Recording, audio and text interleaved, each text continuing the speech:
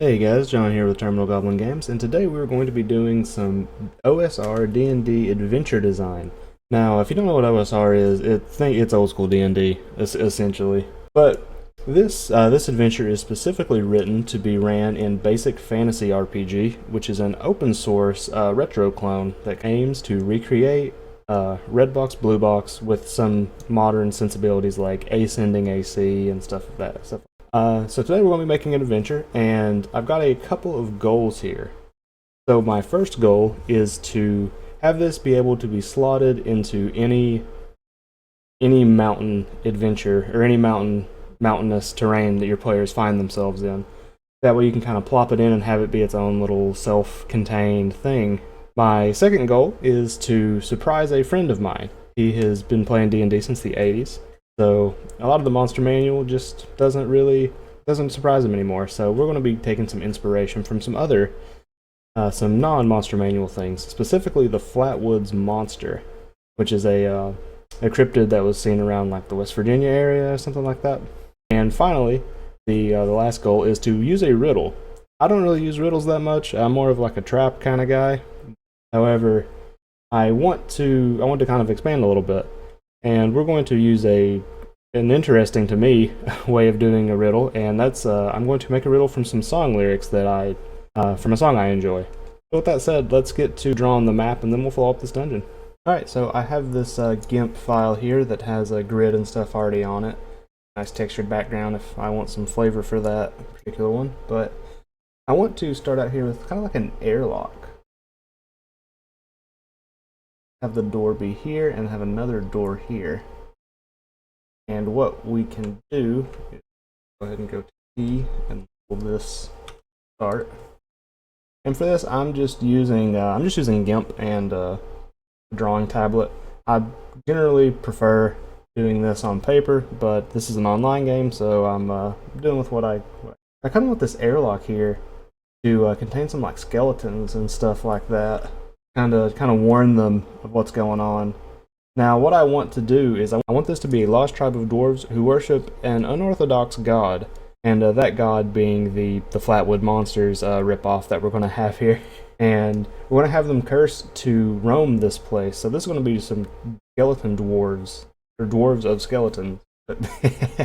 Skeletons of dwarves, Jesus Christ. After this airlock here, we'll have it open directly up into a room. Size. So what would lead to an exit if this was a regular dwarven city? This could be an intake, or maybe like an immigrations kind of deal. That would be fun. Dwarven immigration. So let's have a desk here, and we don't really need to detail this too much here, but we'll have a desk here, and we will also have what else could go on an immigration? Have a waiting room. I use 10 feet. This the scale of this is 10 feet, by the way, so pretty roomy chairs. And we're gonna have any monsters in here. Yeah, the airlock can take care of that. We'll combine these two rooms.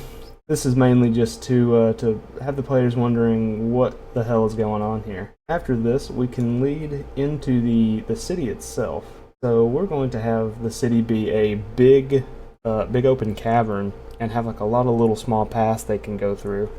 And how we're going to shield them from being ambushed all the time is we're going to have a decent amount of like alleys and stuff, kind of like a city crawl.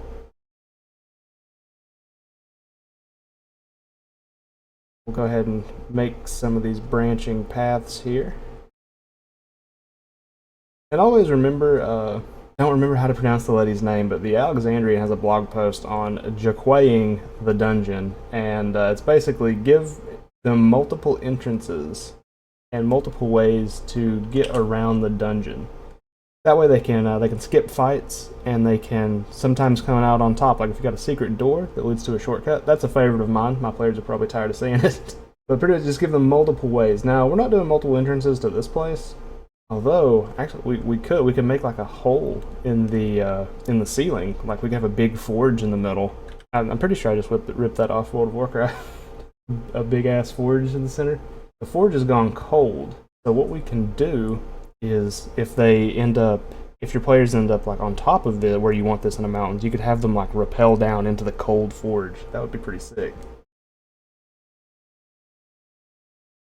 Not the best artist in the world, so I'm gonna have to do with some labels. We'll just note this in our key.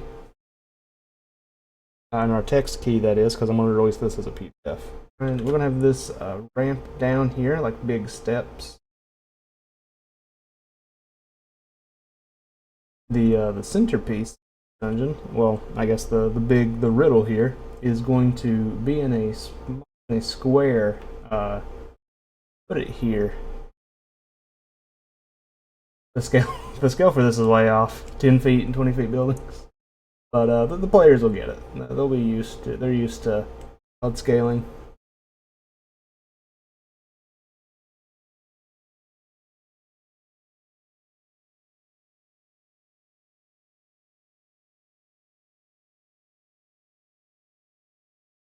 Over here, this is going to be the throne room of the Flatwoods monster, and I'm going to call it something else as soon as I can think of a good name. I will let you know when that is.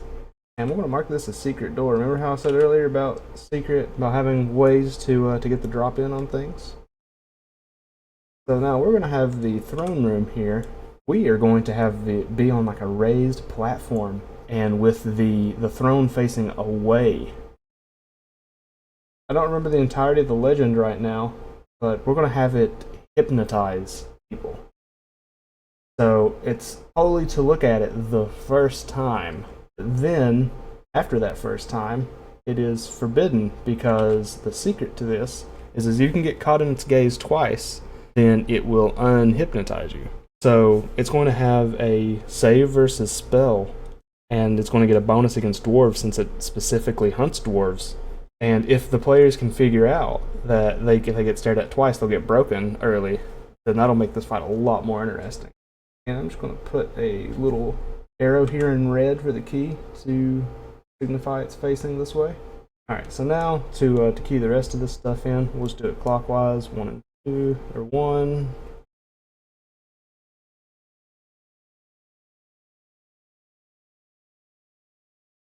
So now, the throne room is going to have a airlock as well. Big double doors.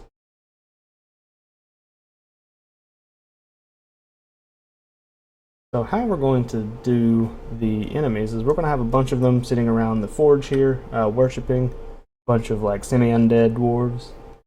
And this, we can have them like patrolling around like they're people. We kind of need some more buildings here to give the party some cover. And you don't have to mark what these buildings are. You know, I'm just going to leave them blank until the players ask, and then I'll think of something. You could divide this up into districts like a regular city. Might make it a little bit easier. Alright, so this is like a place of inhabitants. So what we're going to do here is these extra rooms. This can be 3 can be the dwarven burrows, and 4 the secret. This can be, we'll guard this off here with the door. This can be like the palace guard, like they have their own burrow, and everyone. This is all like crafting things and stuff of that, like that. So this is, it's pretty smallish dungeon, but the players once they beat the boss here, they're probably going to want to raid all of this stuff. So at least have some when you roll your loot table, just tell them that it's like scattered about. So now that we have the map and like the general layout here, we can get to keying this. All right, now that we have our map and we have our concept, let's get to keying this thing. If you've never seen this before, this is just Emacs. I'm using LaTeX, which gives me finer control over how things are set up, and this little window here is just a preview window of what it's looking like. And this down here is our map. That's just a reference. So first off, Let's start with the plot. So, actually, we'll just start with we'll call it the adventure summary. So here's where we're going to be doing most of our work here, and we need to, I should say, this is going to look intimidating, but you don't have to use this. You could just use LibreOffice. That's pretty good. I just like using charts and stuff, which tends to get messed up in LibreOffice, or at least I can't get them to do what I want. Alright, so room 1, we said this is going to be the airlock, and this is going to have we'll use some skeletons as a base here. So let's open up the Basic Fantasy Rulebook here. And you can get the rulebook for free off basicfantasy.org. I will put a link in the description. Alright, here we go. This is the relevant section. So you see, as hit die 1 and number appearing 3d6 or 3d10. I think 3d6 is appropriate here. So what I'm going to do is I'm going to roll some dice off camera and just tell you what I got. Alright, looks like I got 13. So 13 skeletons here. 13 skeletons. Now, we're going to flavor these a little bit differently than they have here in the book. They usually have an AC of 13, however, we're going to give these things chainmail. They are dwarves, they're a little hardy, to bring them up to AC of 15. Their damage is either 1d6 or by weapon. Now, we've got a fairly large party, and this is a pretty walled off, it's a pretty narrow section, so they are going to not really have too much of trouble with these guys, so we're going to give them axes for 1d8 damage, XP, 25 per. I'm not going to roll HP or anything, they're only one hit die, so just 1d8, leave that here, and they don't have any treasure on them. Oh yeah, so in order to make this a little difficult if they come through the front door, is if they come through the front door over here, and we're going to have that be a one-way door. So we'll add airlock. So this is going to give us an extra dimension of play here. Because now, not only are they trapped in here, they're going to figure out how to get out. Which, of course, me and you know that they're going to get out through this furnace. 2, and we will just call this city. Let's call this the city. We'll do some box text later. So now, we're going to look for another undead here that the other skeletons, or sorry, the other dwarves can be. Now, a good amount of my party is level 2, but most of them are still level 1, so I think a ghoul would be pretty nuts here. Have a crap ton of ghouls. So we're going to bring the BFRPG rulebook back up, and you see ghouls here. They are layer 2d8, and that's what we're going to go with here. This is going to populate our city. We got an average of 8, and we got 14. Pretty usual. Actually, no, that's above average. The D8's average is like 4.5, so it would be like 9 as average, I think, for 2d8. Now, their AC is 14. Now, we're going to keep that the same, because they got some pretty crazy stuff here. They have two attacks. They can do 2 claws or 1 bite. 4, 1d4, 1d4. And they have 100 XP per. So what ghouls do, when ghouls hit you in this game, you have to roll save versus paralysis or be paralyzed, which is pretty rough. Alright, the treasure type is B. Now how treasure works in this game, you roll on a treasure table, and that usually takes a little bit. So what we're going to do is we're going to use the treasure generator, the official treasure generator from Basic Fantasy, to where it rolls for you. And it's treasure type B. So let's see what they got here. So overall, looks like they're going to find 1,000 gold. I don't like electrum pieces, so I'm just going to turn this into 1,000 gold of silver. So these guys are going to be spread about. So what we're going to do is we're going to turn these into a wandering monster table. How this is going to work is every 3 dungeon turns, the DM is going to roll a 1d6, and we're going to see if it gets a 1, then we're going to roll on the table. If not, then they don't get found. And so I'm just going to have this be, there's not a whole lot of variety in this dungeon, so we're just going to do 2 ghouls. It's going to be a very sad wandering monster table. Yeah, so it's not really much of a table, but in case you actually we'll do 1 through 4 and 5 and 6. That way there's more of a chance of them just running into a group of 2. Alright, so now we have the 3 and 4 that we have to add here. Alright, so got all this filled out. The palace, the guard burrows, are going to have 5 ghouls in it, waiting for their shift. I'm calling them ghouls because that's what their stats are. However, you don't have to describe them as ghouls. I'm actually going to just describe them as very pale dwarves. They're not pale, very gray dwarves. So now go ahead and get our boss here, and we're going to call it the hypnotic one because I can't think of a name right now. So it's going to be 5 hit die. Damage is going to be give a 1d12 damage because that's as much as 2-handers in my game. You can scale this down to 2-hander damage in yours if you want. AC is going to be 13 because it's pretty big. It's going to be pretty big, and it's going to have that dangerous gaze. We'll have 200 XP. Now treasure. Burrows need a treasure, so we'll bring back the treasure generator. 1823 in gold overall. That's just money. So now the hypnotic one. Here we go. Rolled it twice. Now this is interesting. So we've got some decorative stuff here. This potion of giant strength, potion of levitation. So that is pretty cool. So we're going to give them the 1700 copper and 1900 gold. That's interesting. And we're going to just leave out the other stuff because actually no, we'll leave it in since other people are going to be running this. I just gave them a bunch of stuff the other day, so I didn't want to burden them with more.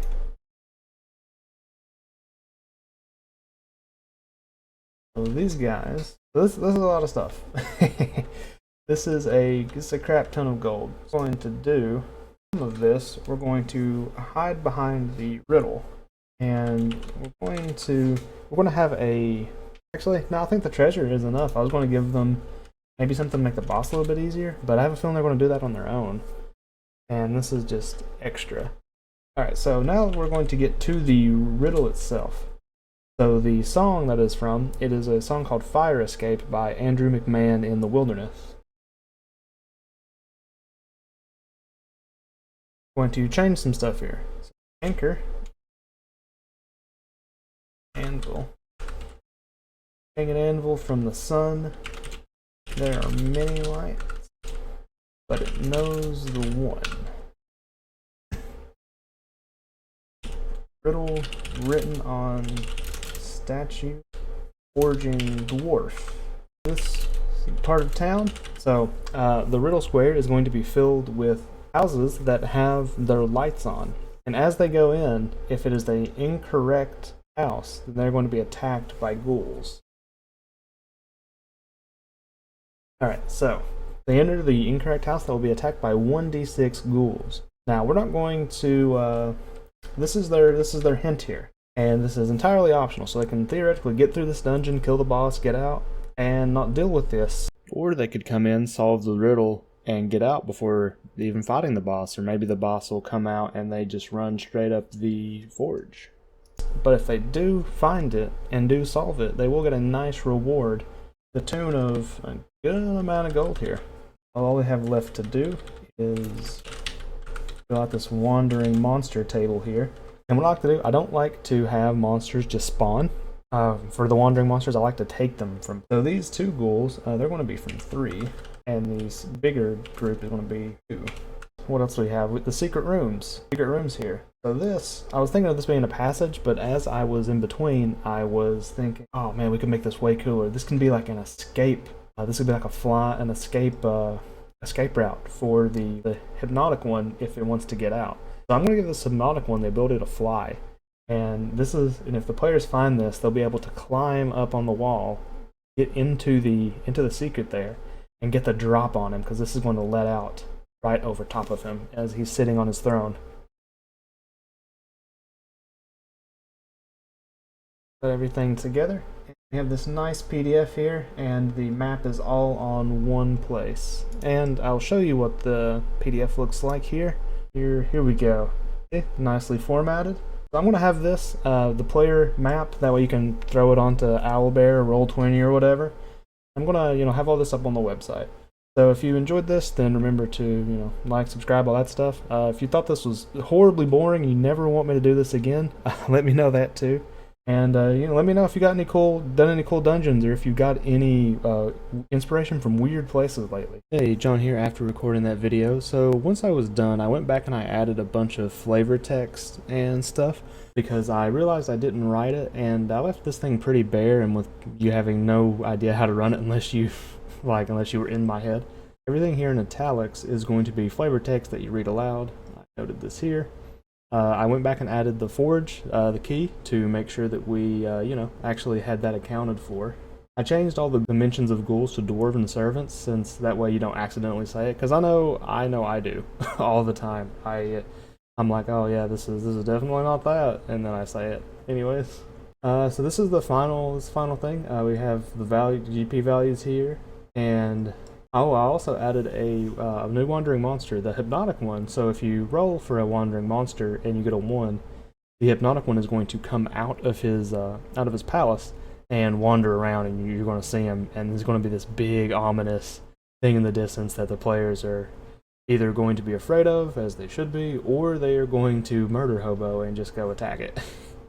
It's up to you as the DM on whether or not you want to have it attack. Because remember, a wandering encounter doesn't have to mean it sees them and is attacking them. I also added some text descriptions here for you to read to your players.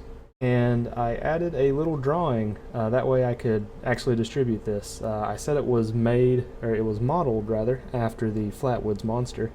And the one that I showed in the video was from the History Channel, it wasn't mine, so I just went and did a little rendition of it here. But yeah, so that is it. I went back and added this stuff without the stress of recording, because I always feel like I'm under the gun when I'm recording for some reason. I'm sure I'll get more used to it as I go along. If you enjoyed the video, like it, please consider subscribing. Share it with your friends if you think this is cool. Let me know if you thought this was very boring and you don't want to see this again. If you want another example of this kind of video, definitely go check out the channel Bandits Keep. Daniel does a great job breaking down his thought process, and he's super creative. Very inspirational stuff. That's it for me. I will see you next time. Have a good one.